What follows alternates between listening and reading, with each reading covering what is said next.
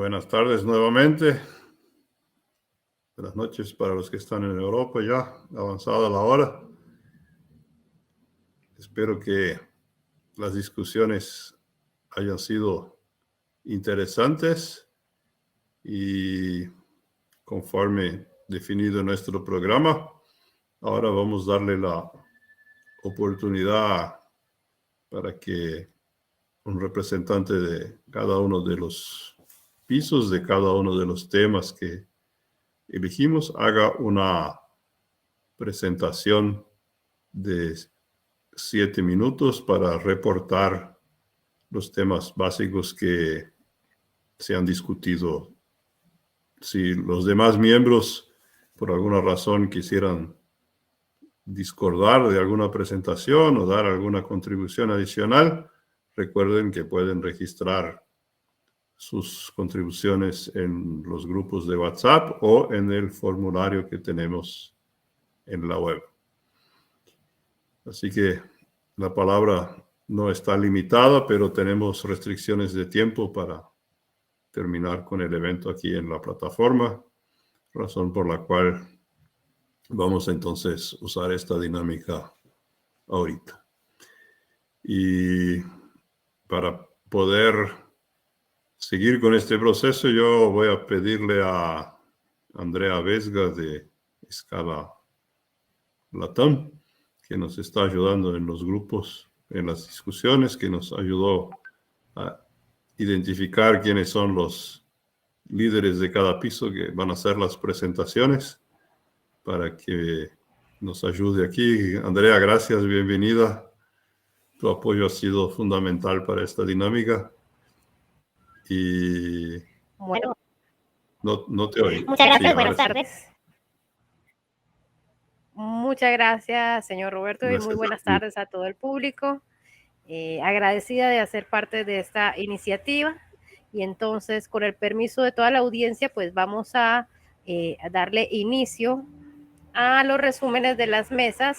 Lo haremos de la mesa 6 a la mesa 2.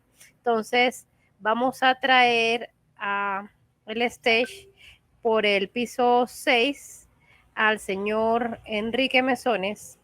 En el momento que le llegue el anuncio, por favor, solo debe aceptarlo para ingresar al stage. Señor Enrique, por favor, acepte la invitación. Estoy aceptando, cámara también. Acá estamos. Excelente. Excelente. 7 minutos desde ahora adelante. Sí, bueno, yo estuve en la mesa de políticas públicas. Tuve una buena oportunidad de intercambiar algunas ideas con gente de Centroamérica, básicamente de Costa Rica, de El Salvador.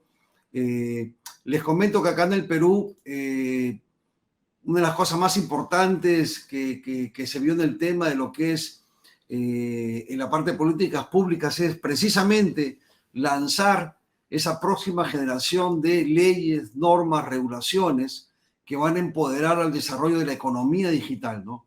Esto empezó antes de la pandemia. En el 2018 fue donde se dieron, empezaron a lanzarse todas estas normas legales, ¿no? Que hablaban ya de las tecnologías digitales, del entorno digital, del servicio digital, de los canales digitales, del ciudadano digital, de la gobernanza, arquitectura, realmente todo lo que tiene que ver con el tema de transformación, economía y gobierno digital, ¿no? Eso ha continuado. El sector público y el sector privado acá en el Perú están trabajando de la mano.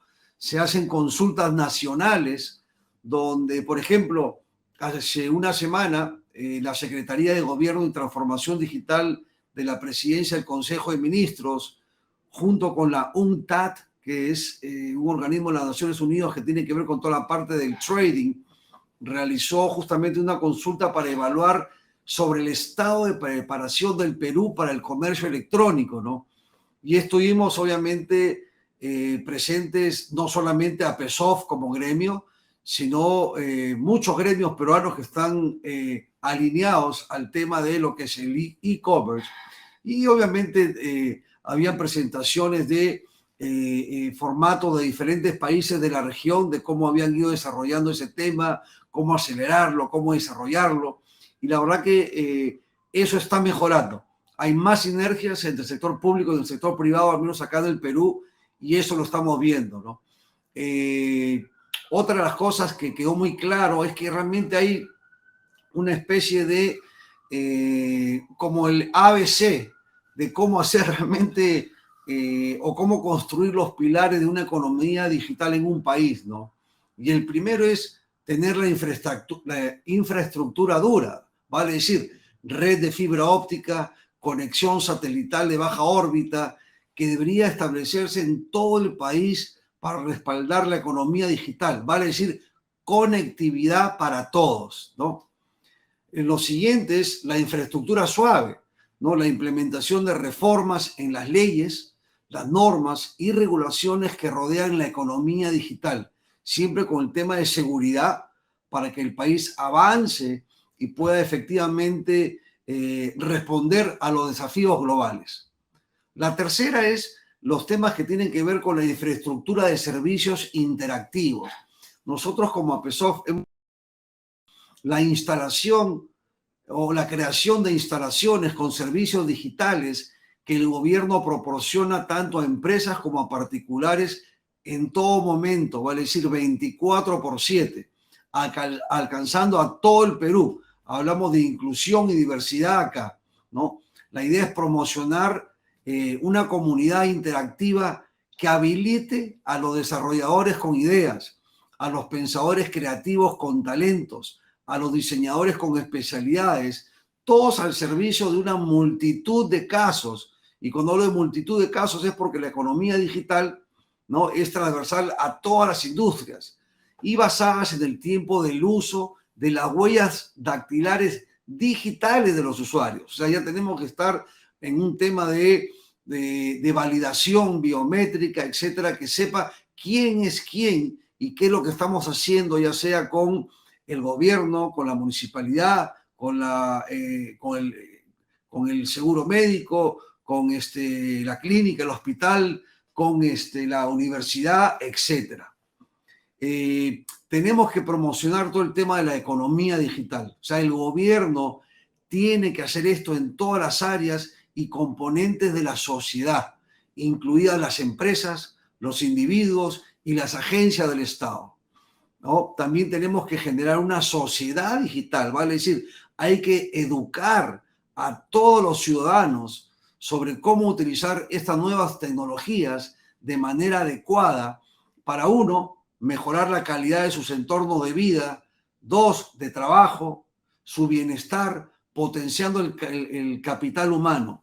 No solamente hablamos de beneficios económicos, vale decir, cómo generar nuevas formas de monetización en digital, sino también sociales. Hablamos de inclusión, cómo llegar a esas minorías con tecnología, de tal forma que esa persona o esa familia que por razones económicas o socioeconómicas no puede ir a tal sitio, la tecnología sí llega hacia ellos, ¿no? Hablamos de diversidad. Perú es un país donde tenemos la costa, la sierra y la selva, con características bastante diferenciadas, ¿no? Y cómo poder atraer a todos, potenciando la diversidad y la riqueza de nuestro país. Y también la sostenibilidad. Siempre hemos dicho que cualquier solución que saque de circulación todos los días 1 millón de carros va a ser espectacular, ¿no? Porque primero que todo, ese tráfico lo que genera es ineficiencia.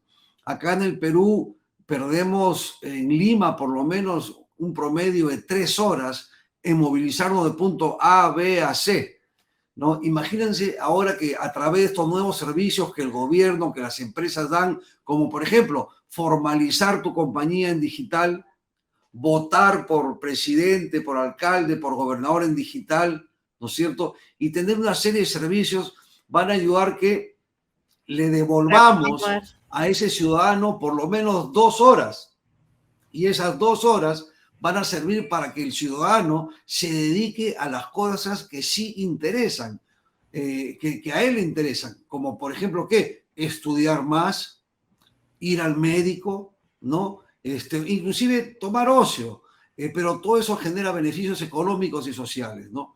Y obviamente minimizar la huella de carbono al eliminar, pues, todo lo que es el uso de combustibles fósiles a través de los carros, etc.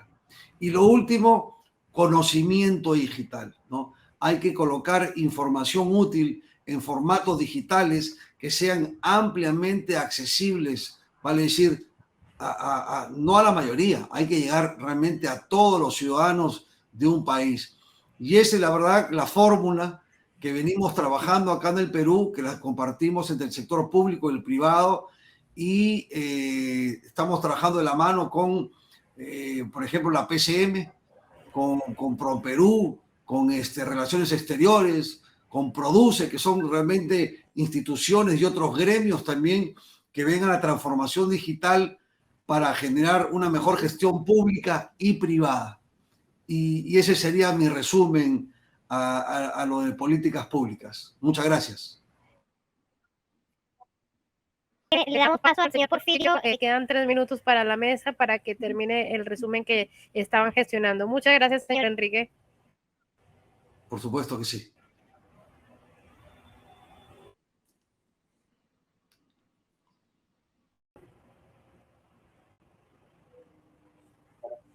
Muy buenas tardes a todos.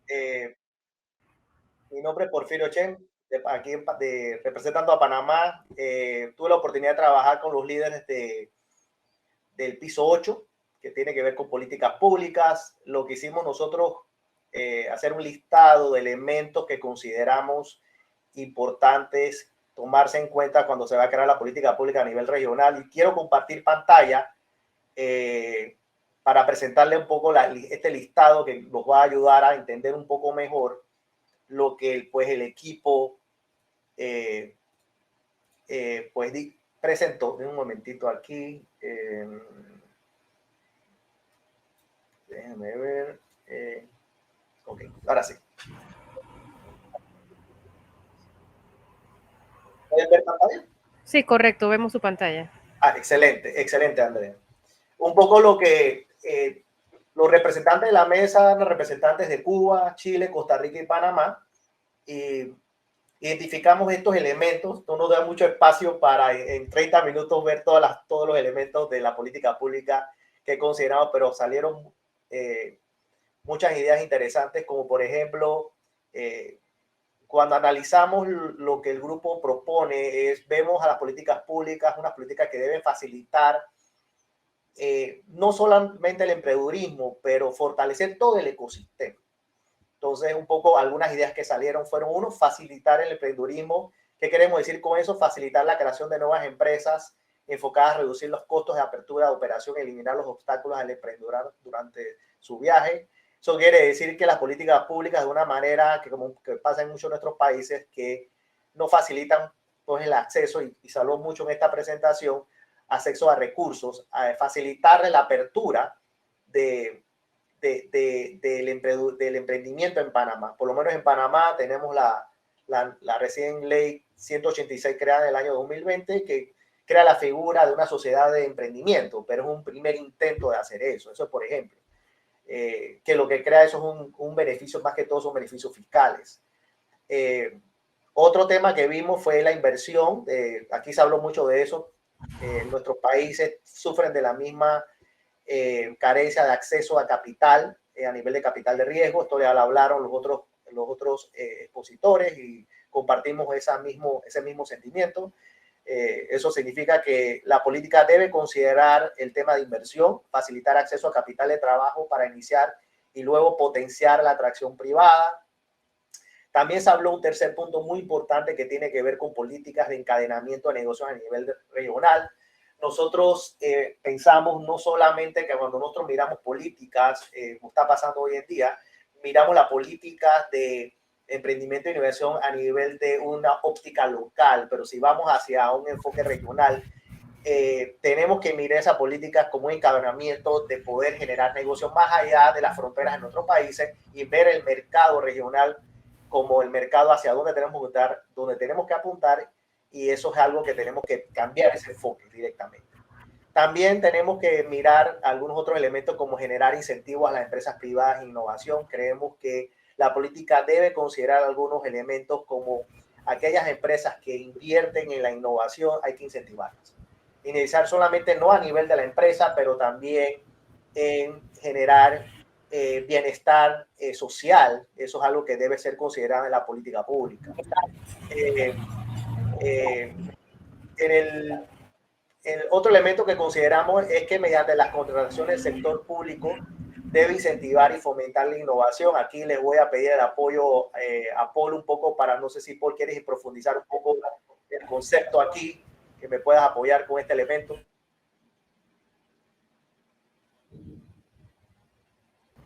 Paul. Señor Porfirio, para profundizar un poco. Sí. Los formularios y de seguro Alephi va a estar generando unas nuevas iniciativas con estas temáticas.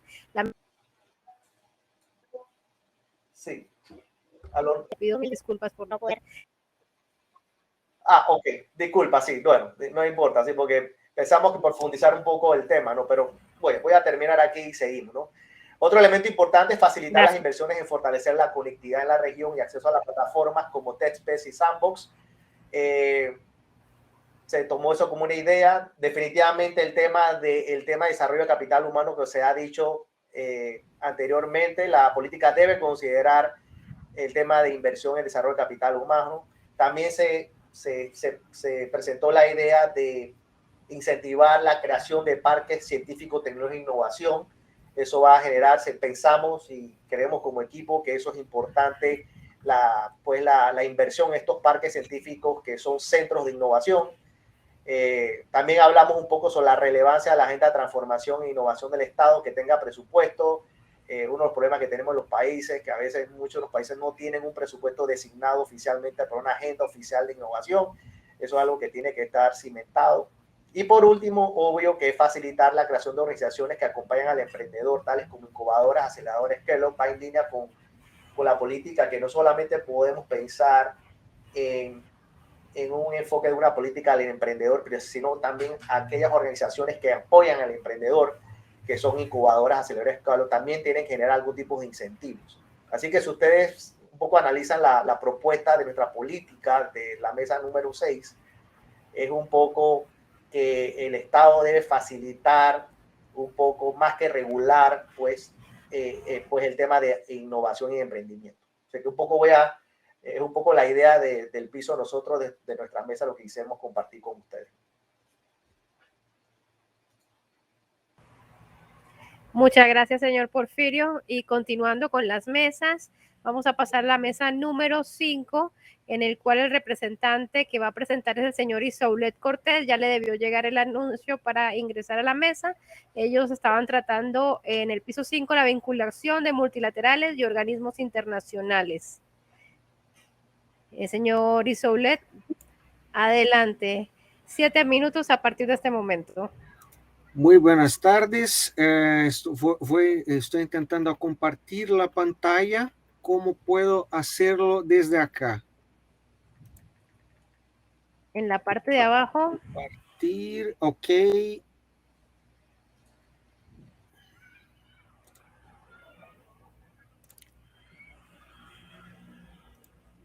Ok. Entonces, muy buenas tardes, muchas gracias. Un gran saludo desde Brasil. Soy Isoulet Cortés Filho, estoy director de proyectos y negocios internacionales de ACESPRO en el estado de Paraná. Es una de las regionales de ACESPRO en Brasil, muy bien representada por Roberto acá. Y estuvimos en el piso 5 con las coordinaciones con Karen Infantas, con Guillermo Zacur y con Roberto Melo, aunque con nuestros invitados que tuvimos la oportunidad de interagir. Hicimos 3 preguntas, nos organizamos previamente a esta discusión y hemos propuesto 3 preguntas principales. ¿Cuáles son las organizaciones multilaterales y organismos internacionales más relevantes para co-crear soluciones para acelerar la innovación regional con ALETI. La segunda pregunta, ¿cuáles son los temas más relevantes que se deben ser desarrollados en conjunto con las organizaciones multilaterales y organismos internacionales? Y ¿cómo consideran que ALETI pueda ser un articulador o actor estratégico para las organizaciones multilaterales y organismos internacionales? ¿Qué formas de articulación? Voy a rápidamente estas tres, los resultados de estas tres preguntas, y junto con estas tres preguntas tuvimos dos propuestas. Una propuesta es una instancia que necesitamos para que se pueda lograr suceso, es una instancia de articulación, una gobernanza desde ALETI, mirando la transformación de los sistemas en dirección a innovación, transformación digital y todo esto.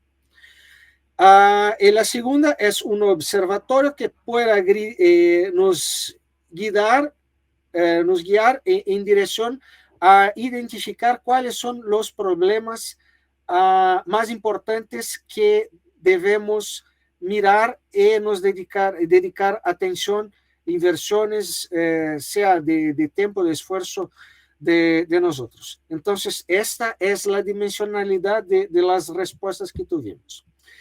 ¿En cuáles son las organizaciones multilaterales? Identificamos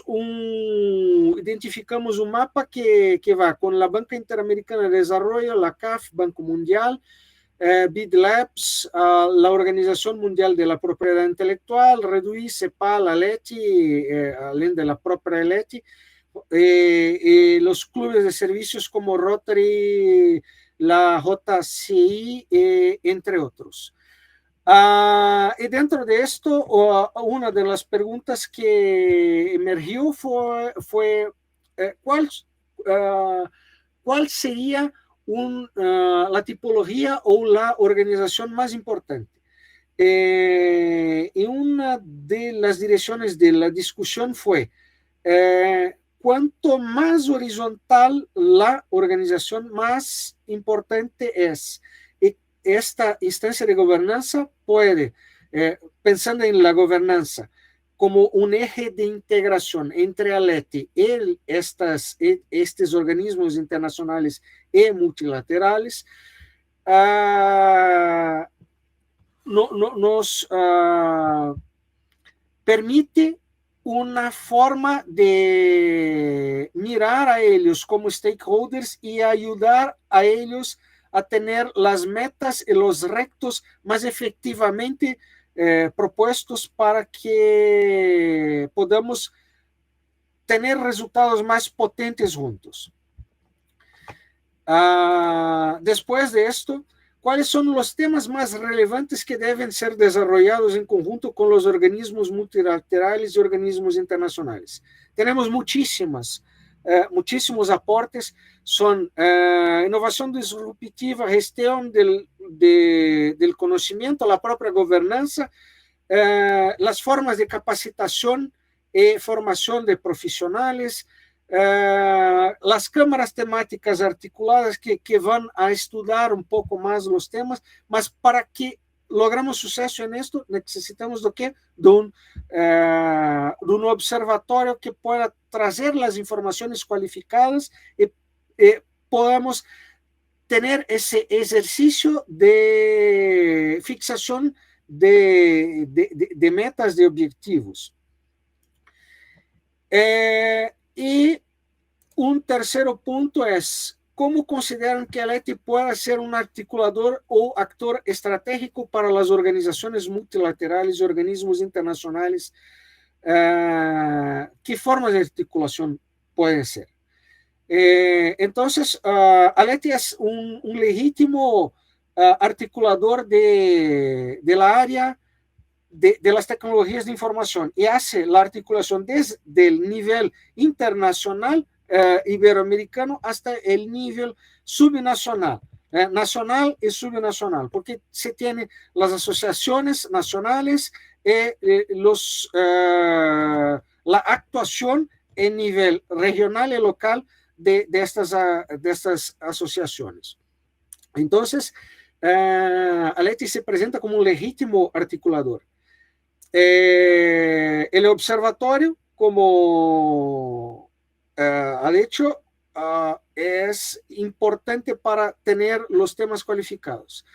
Datos abiertos son una oportunidad temática de aprofundamiento, más que dependerá de quién son los socios o las partes interesadas, los stakeholders que nosotros podemos nos juntar. En este sentido, por ejemplo, miramos el Banco Interamericano de Desarrollo.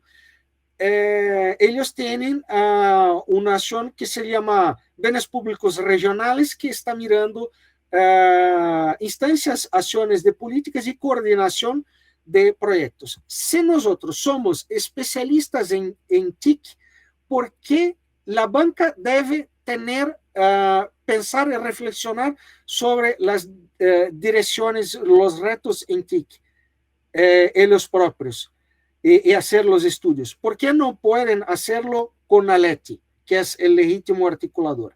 Entonces, esta es una parte del gráfico, de la representación gráfica que está a la derecha, que son los pilares de la gobernanza en los sistemas sociotécnicos y de innovación. Y estos son tres pilares que debemos tener en cuenta. La estructura de los agentes, quién son los stakeholders, los interesados, las partes que van a participar y cambiar de este sistema. Y acá nos tenemos un legítimo sistema que es transversal a prácticamente todos los otros sectores, porque hoy las TIC tocan a prácticamente todo lo que les existe. Necesitamos de la intervención, quién son los objetivos y la legitimación, la aceptación, que serán los códigos y la convergencia entre todos los actores. Estos son los tres pilares más importantes para que se pueda establecer la gobernanza. Y las preguntas las respuestas entre las tres preguntas se conectan. Están relacionadas a estos dos productos de articulación. Un informacional, que es el observatorio, y la coordinación, que es la gobernanza. No sé si mis colegas gustarían de juntar algo más, mas en suma, este es resumen de que hemos hablado en nuestro piso. Muchas gracias. Muchas gracias, señor Isolet, por su resumen, y gracias al piso 5. Para continuar, vamos a darle paso al señor Darwin Castillo del piso 4. Debe estarle llegando un anuncio. El señor Darwin y su equipo en el piso desarrollaron el tema de desarrollo de talento humano. Sí, déjame brevemente compartir mi pantalla. Precisamente durante la discusión vimos principalmente cuáles eran aquellos retos que a nivel regional experimentábamos cada uno de ellos. El punto de partida era Venezuela, pero durante la conversación nos dimos cuenta que no era solo algo particular, sino algo también que se refleja en nuestra región. Y es principalmente muchas veces cuál es nuestra capacidad de hacer una formación de antropología, cómo la diáspora también se va fortaleciendo o van emigrando ese talento que tenemos ya bien formado en nuestros países, viajan hacia el exterior y provoca una salida de talento que no ha sido o cuesta tiempo poder formarlo. También cuáles son los retos de los sueldos competitivos, de cómo tanto sector privado, sector público no pueden satisfacer, digamos, el apetito salarial en base a la capacidad técnica o la capacidad profesional que tengan los recursos, y también en sentido general esa descapitalización que estamos teniendo de los talentos. Ahí principalmente en nuestras conversaciones destacamos 3 soluciones principales, y una de ellas era como una forma de rehacer lo que es la educación primaria y secundaria. O sea, ¿en qué sentido? En que se vuelva una educación más práctica y más basada en el diario vivir, y también de aquellas capacidades o habilidades suaves que un individuo en crecimiento deba tener, y también de poder enseñarle, o sea, más que mantenerlo en su burbuja, enseñarles, o sea, qué pueden llegar a hacer de forma práctica. El segundo punto era, o sea, tener o poder aumentar las capacidades y habilidades técnicas, y no esperar a que ese recurso llegue a una edad profesional para poder sacarle provecho, sino de poder generar esas capacidades técnicas por medio de partnership con las empresas, o también tener como una bolsa de empleos o de trabajos que puedan reflejarse por medio de capacidades y no precisamente por medio de una profesión o por medio de un estudio formal. Y también poder contar con políticas públicas regionales que en conjunto nuestros países puedan elaborar tanto con la sociedad civil, sector privado, sector público, se pueda unirse de forma regional para poder construir políticas públicas que logren que nuestros recursos puedan en el tiempo mantenerse, formándose, o también haciendo, como bien decía, o sea, ese círculo virtuoso de evidentemente poder formar talento, traer talento de fuera, y también que ese talento que va hacia la diáspora pudiera bien ser parte de motivo para que ese ciclo pueda ser continuo. Y también eso nos puede ayudar para cerrar las brechas. Y aquí una frase que bien en la mesa pude identificar es: el mundo es más que reggaetón y novelas. O sea, es como que el mundo es más allá de la burbuja que nosotros por mucho tiempo vivimos, y que realmente debemos de traer al mercado laboral o a nuestras sociedades talentos que puedan ser productivos lo más temprano posible. De nuestra parte, esa es nuestra contribución.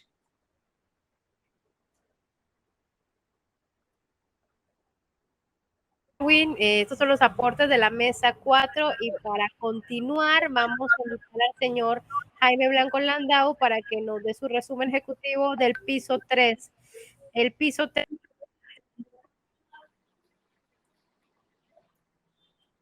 de la innovación. Adelante, señor Jaime. Buenas tardes, ¿me escuchan?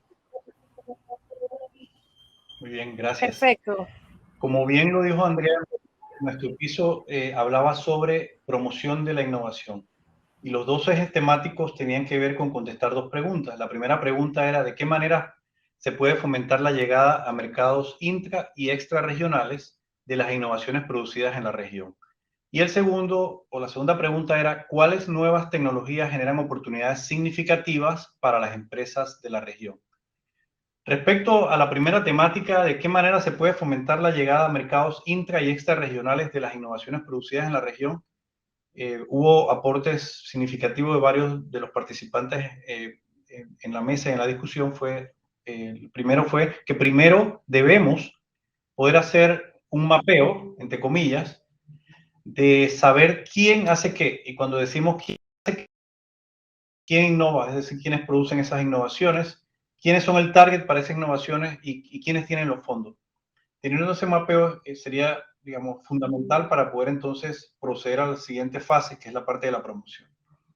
Otro aspecto importante que discutimos es: si yo tengo un producto innovador que lo produzco en Panamá, en Costa Rica, en Colombia, ¿cómo hago para llevarlo a otros países? Y se habló de que los gremios, por ejemplo, y los clústeres son plataformas naturales para poder llevar estas innovaciones tanto a la parte intra como a la parte extrarregional. Intra dentro de nuestra región como la parte extra. Es importante acá, y creo que nos pasa mucho y fue tema de discusión, muchas veces nos enamoramos del producto, de la idea que tenemos, etc.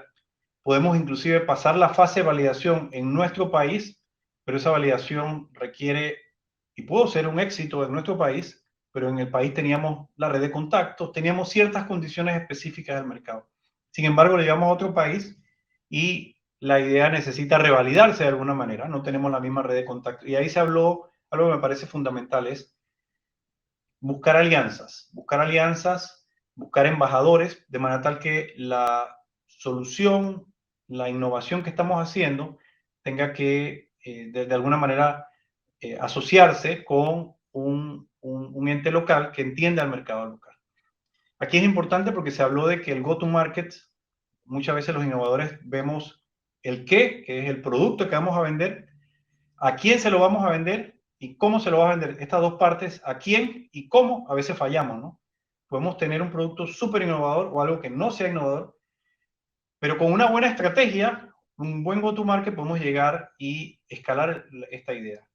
A quién significa un poco, desde nuestro punto de vista, lo que estuvimos discutiendo es cómo segmentamos el mercado, si es a retail, si es una empresa con promedio de X cantidad de colaboradores o X cantidad de empleados, y cómo le llegamos, un poco tiene que ver con esto que hablamos, cuál es nuestro canal de distribución, si tenemos que ir a una región vía contratar promotores, vendedores, ejecutivos en ese país, o tenemos que asociarnos.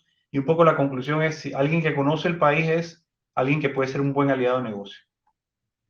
Otro aspecto importante que estuvimos hablando es, ya estando en ese país, en esa región intra o extraterritorial, cómo protegemos también los derechos de autor. Muchas veces lo que yo produzco en mi país o en mi región, en mi territorio, no necesariamente tiene la protección adecuada en otra región. Tenemos que asesorarnos desde el punto de vista legal, cómo podemos proteger esa propiedad intelectual. Por último, estuvimos hablando un poquito de la necesidad de adaptar el producto al mercado local. Y esto es importante, lo decíamos, uno puede validar como creador, como fundador de la empresa, una solución en Perú, en Panamá, en Colombia. Sin embargo, te vas a México y ese producto no es aceptado. Nos toca revalidar y probablemente adaptar un poco el producto o pivotear con el mismo segmento de mercado, con otro segmento de mercado, pivotear y crear algo que es distinto, algo que es innovador para el mercado en donde estoy yendo. Y esos fueron en general los resúmenes relacionados a un poco cómo podemos fomentar la llegada a mercados intra y extrarregionales de las innovaciones producidas en la región. Luego venía otra pregunta que me parece muy interesante, es aquellos que estamos creando empresas en la región, ¿cuáles nuevas tecnologías generan oportunidades significativas para las empresas en la región? Y aquí los participantes tuvieron diferentes opiniones. Unos tuvieron que ver con fintech y se discutió que hay una inimaginable cantidad de variedad de fintech y de oportunidades para los que están creando empresas en fintech, tanto como microtransferencias de dinero, micropréstamos a colaboradores, etcétera, transferencias de un país a otro. Hay muchos países nuestros que tienen una diáspora de gente viviendo en otros países, etcétera, etcétera, etcétera. Entonces hay una oportunidad enorme en fintech y no solo esto, relacionados a wallets digitales. Y yo creo que aquí esto es importante porque muchas de las empresas que están en nuestra región, aquellas que no necesariamente están lanzando un nuevo startup, sino que el startup está dentro de la empresa, es importante prepararnos porque empresas de telecomunicaciones se están convirtiendo en empresas de fintech, empresas de delivery se están convirtiendo en empresas de fintech. Entonces, la oportunidad es clara, hay oportunidades en fintech. El otro tema que fue importante acá, y acá me declaro un poco parcializado en el tema de ciberseguridad porque es mi especialidad, ciberseguridad por todos los eventos que están pasando requiere mucha más innovación. Creo que las tecnologías que hay todavía requieren un impulso exponencial referente a utilizar inteligencia artificial, combinar tecnologías que existen con otras tecnologías para mayor protección. El negocio de ransomware es un negocio trillonario que requiere mucha mayor actuación en cuanto a creación de productos y muchas mayores iniciativas a nivel de gobiernos y empresas privadas. Entonces yo creo que hay una oportunidad enorme para aquellos fundadores de empresas, aquellos innovadores que quieren incursionar en lograr mantener el nivel de riesgo y controlar amenazas que existen. Y por último, estuvimos hablando sobre marketing. Y aquí muchos dirán, bueno, pero en marketing, ¿qué más se puede innovar? Hay una variedad amplia. Alguien mencionó dentro de la mesa de discusión el metaverso. Y sí, hay un hype ahorita, hay un buzzword relacionado y se decía que se han vertido billones de dólares, pero probablemente no es el momento. Probablemente el momento es un año, en 2 años, pero hay una oportunidad allí. Hay inversiones de Facebook, hay inversiones de otras empresas que están metiéndose en el metaverso y pensamos que por allá hay un tema de marketing. Y estuvimos hablando un poco de plataformas virtuales en donde hay segmentación, concentración de algunos clientes, algunos targets, en donde se puede ir y hacer promoción de estas innovaciones dentro de esas plataformas. Personalmente hablé sobre LinkedIn, a mí me parece todavía una enorme oportunidad, hay más de 700 millones de usuarios, hay poca innovación alrededor de LinkedIn y hay algunas plataformas de analítica, algunas empresas que usan los APIs de LinkedIn, algunas producciones de video alrededor de LinkedIn, pero yo creo que la oportunidad está allí. Solo probablemente menos del 1% de los que están en LinkedIn crean contenido y la oportunidad de usar LinkedIn como una plataforma para promover nuestras innovaciones está allí, está casi virgen, casi sin usar. Entonces tenemos la oportunidad de utilizarlo. Yo personalmente, con el que me reúno, digo, tengo cantidades de leads que me llegan todas las semanas y hay una oportunidad.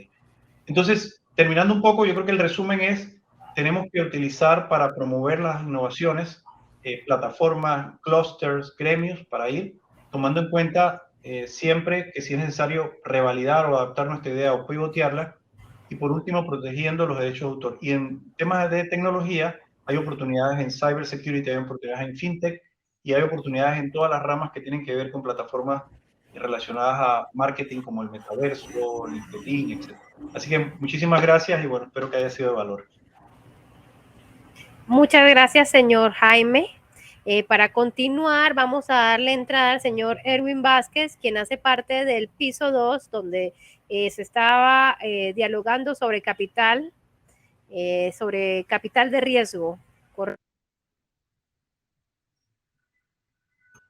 En su pantalla para... ¿Escuchan ya todos? Hola, ¿me escuchan? Adelante, le escuchamos. Sí. Listo, en el tema de capital de riesgo, la primera pregunta es ¿dónde conseguimos capital de riesgo en Latinoamérica? ¿O qué tipo de capital de riesgo es el que al que estamos expuestos en Latinoamérica? ¿Y de qué manera podemos hacer que esto crezca? Y luego de la discusión llegamos a varias conclusiones. La primera es que la mayor parte de los países de Latinoamérica tienen un punto en común que es el tema de propiedad intelectual. Tenemos una legislación de propiedad intelectual y propiedad industrial arcaica que no nos permite venir y jugar con lo nuevo, con lo que se viene dando, con estas innovaciones de modelos de negocios verticales que pueden surgir, spin-offs que pueden surgir dentro de la academia, dentro de otras organizaciones que se puedan venir y desarrollar. Entonces, estas pues no son tomadas en cuenta. Por otro lado, se coincide con la mayor parte de los comentarios que se hicieron en otros pisos, que el lobby político es sumamente importante para venir y crear estos espacios donde se pueda venir y permitir una mayor locomoción en cuanto a la gestión del capital de riesgo, porque de nada sirve venir y recibir $1 millón y ejecutarlos. ¿A dónde? ¿En qué los voy a transformar? Puedo desarrollar una aplicación, pero ¿a quién se la voy a vender? Entonces, una de las cosas que comentamos fue fortalecer los ecosistemas locales que funcionan como, que pueden funcionar como early adopters. Por ejemplo, yo ahorita me encuentro en Honduras, tenemos una región, Centroamérica, que puede funcionar como un early adopter si nosotros desarrollamos ecosistemas en los diferentes países. Empezamos a presionar por políticas fiscales favorables en el intercambio de servicios innovadores entre los diferentes ecosistemas. Mencionaba yo personalmente el Tratado del Pacífico, que incluye, si no me equivoco, Perú, Ecuador, Colombia, México, donde hay algunas exoneraciones fiscales que permiten el intercambio de temas de servicios, pero si yo ya le quiero vender algo que tiene que ver con servicio a Colombia, pues entonces ya Colombia me tiene que retirar una cantidad de dinero. Y bueno, ustedes todos son empresarios y ya saben a qué me refiero. Descartar capitales de riesgos con intereses de generación de ideas para fortalecer sus propios negocios, apropiándose de las propiedades intelectuales de estos participantes. ¿verdad? Uno de los compañeros de Guatemala mencionaba de que habían varias mega empresas que tenían estos programas de innovación y de capital de riesgo, pero solo invertían en cosas relacionadas al rubro en el que ellos estaban. Entonces, prácticamente estos capitales de riesgo o estas actividades que tienen que ver con capital de riesgo se convierten en hackatlones disfrazados, donde simplemente estamos viendo a ver qué o cómo solucionan un problema. Y como no tenemos una legislación de propiedad intelectual y propiedad industrial bien establecida en cada uno de los países, entonces se presta para venir y darle dinero a un grupo de emprendedores y luego pues apropiarse de la idea, que no es la primera vez que pasa. Ha pasado aquí, lo hemos visto y estamos seguros que ha pasado en cada uno de los países de Latinoamérica. Estos son algunos de los problemas que se descubrieron. Ahora bien, identificar los problemas es muy fácil. ¿Qué podemos hacer? Comentamos de generar normativas regulatorias en la TAM para regular los fondos de inversión. ¿Qué es un capital de riesgo? ¿Hasta dónde va a llegar un capital de riesgo? ¿Qué me puede permitir hacer un capital de riesgo? ¿O a qué tipo de empresa, en qué tamaño de empresa puedo yo venir a aplicar este capital de riesgo? Trabajar el lobby político y acciones puntuales para desarrollar todos estos ecosistemas. Eso significa de que necesitamos una normativa una iniciativa por parte de Aleti para empezar a normalizar la acción de valorar los modelos de negocio. Valorar cuánto cuesta un modelo de negocio, cómo yo puedo recibir un capital de riesgo a cambio de acciones de mi negocio si no sé ni tan siquiera cómo evaluarlo. Entonces ustedes dirán, sí, yo sí puedo evaluarlo, pero ¿cuál va a ser esa normativa auditada, real, justa, que nos va a permitir a nosotros, empresarios de las tecnologías de información y comunicación, ser evaluados de manera justa y no por lo que creemos y sí por lo que merecemos, ¿verdad? Sobre todo por el tema de propiedad intelectual. Entonces, en conclusión, comentaba de un proyecto que se llevó a cabo en el Triángulo Norte, que el Triángulo Norte, para los que están en otras latitudes, El Salvador, Guatemala, Honduras, que se llamó la Mesa Técnica de Innovación, que lo que consistía era en agrupar en las altas esferas del sector académico, político y empresarial, para venir y consensuar el rumbo en relación a la gestión de innovación que debía tener el país. Entonces, ¿por qué no crear una macromesa de gestión de la innovación en Latinoamérica, apoyada por o dirigida por Aleti y con nodos locales a través de sus diferentes gremiales?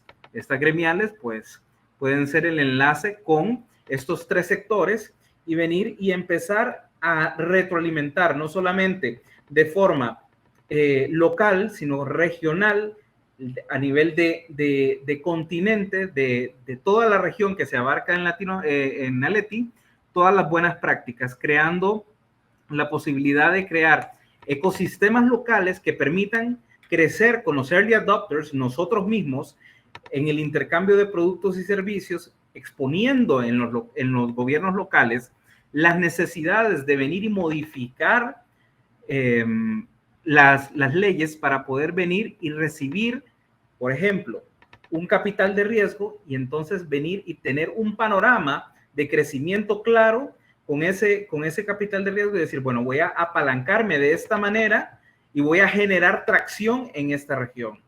Pero de lo contrario sucede lo que está sucediendo ahora. Recibimos capital de riesgo y muchas de las empresas se pierden en el proceso porque no saben a dónde vender, no logran crear esas estrategias de aterrizajes en mercados nuevos, etc. Entonces, se coincide con la mayor parte de los pisos que antes de soltar el dinero debemos de reducir esa incertidumbre y saber cómo va a retornar ese dinero o de qué manera se va a manejar ese dinero dentro de el beneficiario y el que va a hacer que esto crezca para que la economía se pueda mantener y pueda ciclar. Entonces, eso es la conclusión que nosotros llegamos.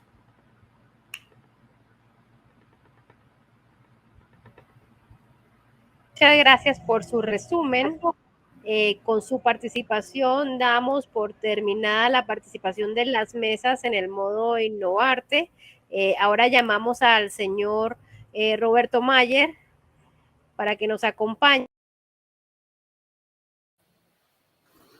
Estoy segura que cada uno quisiera pronto hacer un aporte mayor sobre las mesas, así que les voy a dejar aquí en el chat el formulario para las contribuciones que quieran hacer con relación a las mesas. Entonces, adelante, señor Roberto. Gracias, Andrea. Gracias por la conducción de las presentaciones, de las conclusiones de las mesas. Obviamente sabemos que en los pocos minutos que dedicamos a cada uno no se pudo presentar todo el contenido de las discusiones que tuvimos. Eso tiene dos objetivos. Primero, generar ganas para que en otros momentos podamos profundizar los temas.